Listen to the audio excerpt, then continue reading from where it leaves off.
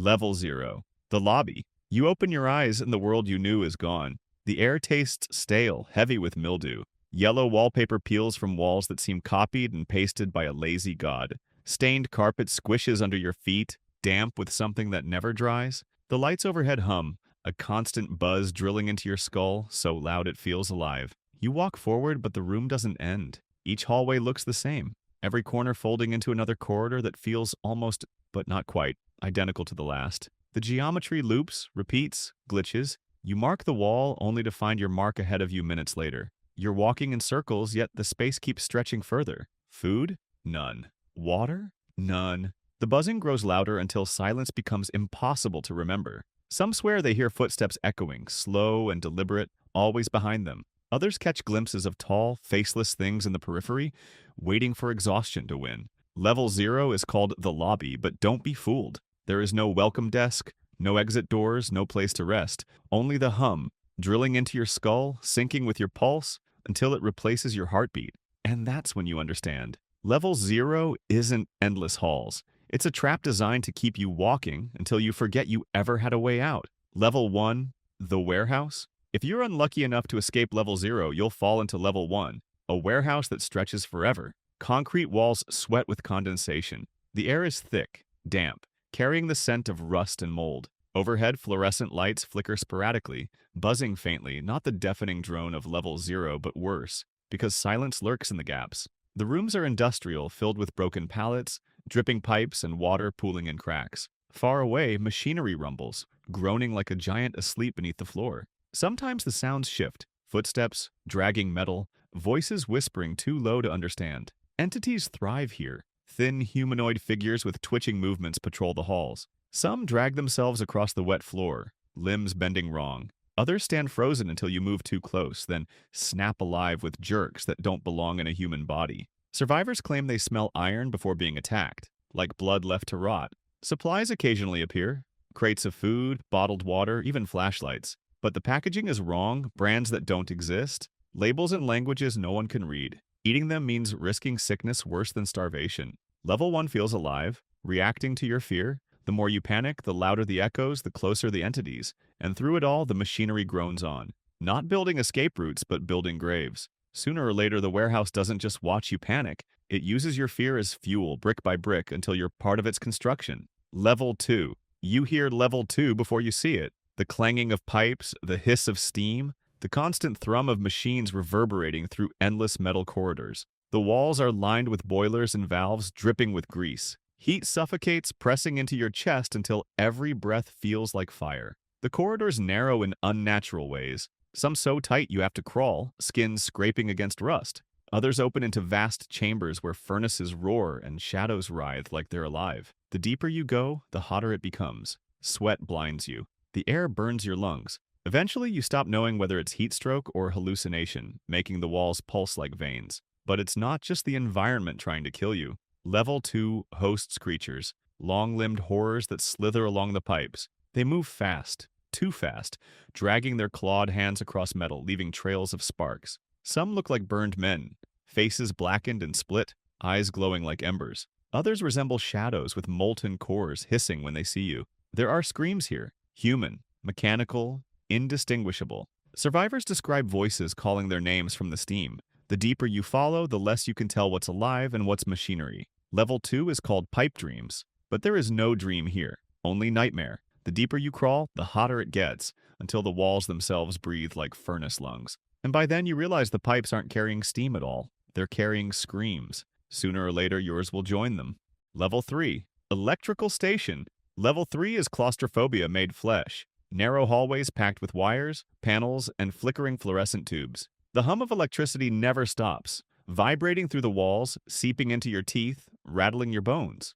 Doors line the halls, each marked with peeling paint and unreadable labels. Most won't open. The ones that do reveal empty rooms filled with rusted machinery and broken monitors. But the real danger isn't the environment, it's what patrols it. Entities stalk level 3 with more intelligence than in the levels before. They move in groups, communicating in whispers that sound like static. Survivors say they wear uniforms, like factory workers or engineers, but their faces twitch, glitch, sliding between human and something else. Some hold tools that double as weapons. You run, but the corridors loop. Rooms repeat with only slight differences, as if level 3 is watching you, adjusting itself to corral you deeper. And the deeper you go, the louder the electricity hums, until it feels like it's inside your skull. Those who vanish here are rarely seen again. On rare occasions, explorers have found scorched remains fused to electrical panels, as if the station itself absorbed them. Whether it's punishment or fuel, no one knows. Level 3 doesn't just trap you,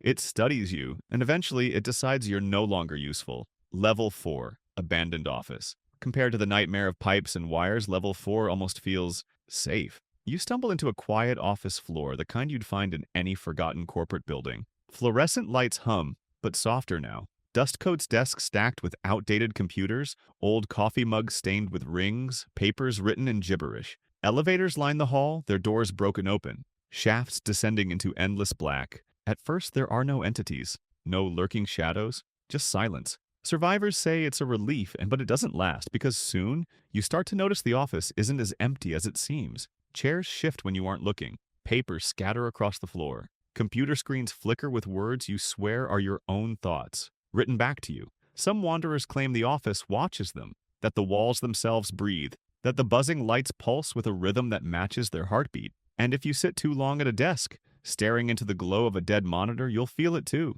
The office isn't just watching, it's training you. The longer you stay, the more natural it feels to type nonsense, file invisible papers, clock in, and never clock out. Until one day, you realize you're not exploring level 4 anymore. You're working here. Level 5, the hotel. You step out of the flickering halls and into elegance. A grand Victorian hotel stretches before you. Chandeliers glittering above red-carpeted floors. Golden wallpaper glowing warmly. Classical music floats from unseen speakers. The air smells of perfume, smoke, and something sweetly rotten. At first glance, it feels inviting, safe, but no staff ever appear. The front desk is always empty. The bellhop's cart sits abandoned, loaded with suitcases that seem to breathe.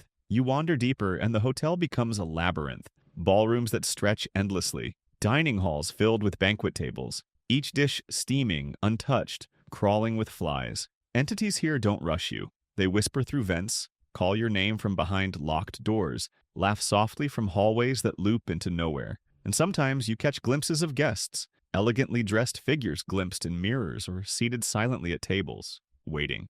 The bravest explorers say the ballroom is the heart of level 5. When the music stops, the chandeliers dim, and the doors slam shut, the feast begins. The carpet swallows your feet, the tables shift to make room, and the guests turn to greet you. And when the doors open again, you won't be leaving. You'll be seated at the table, glass raised, smiling politely, waiting for the next wanderer to join the feast.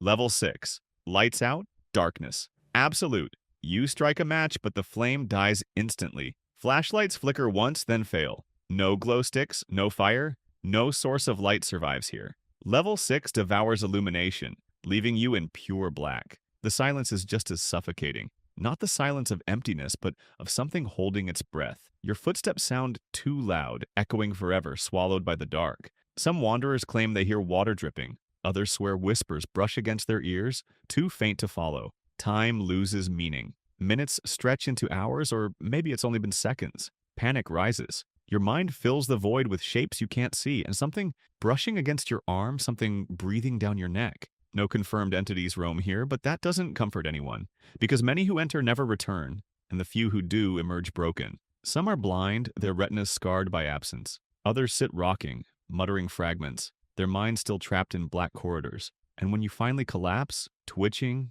whispering to no one, the dark doesn't care whether you died or went mad, because in level 6, those are the same thing. Level run. You don't stumble into level 1 by accident. One moment you're walking, and the next you're in a blinding white hallway, walls slick with something sticky. Ahead, smeared in crimson, are the words, run. And you do, because you hear it immediately, heavy, pounding footsteps chasing from behind. The hallway stretches endlessly, sharp turns jolting your knees as you sprint faster than you thought possible. Lights flicker overhead, shadows stretching unnaturally against the walls. The sound grows louder, closer. You never see what's chasing you. You only know you can't stop. Some say level 1 is a test. If you reach the end of the hall, if there is an end, you're spat out into another level, gasping, alive. Others say there's no exit, that the hallway loops forever until your legs fail, until the pounding behind you finally catches up. No one who's been caught has lived to describe what hunts here. Survivors can only say this. The moment you hesitate, the instant you slow, the chase is over. Level 1 is pure survival. It doesn't need tricks, illusions, or entities hiding in shadows. It only has one rule: run. And if you stop, you won't just die. You'll become part of the hallway, another whisper in the pounding footsteps, chasing the next unlucky soul. Subscribe for more interesting stuff. Tell us your experience in the comments.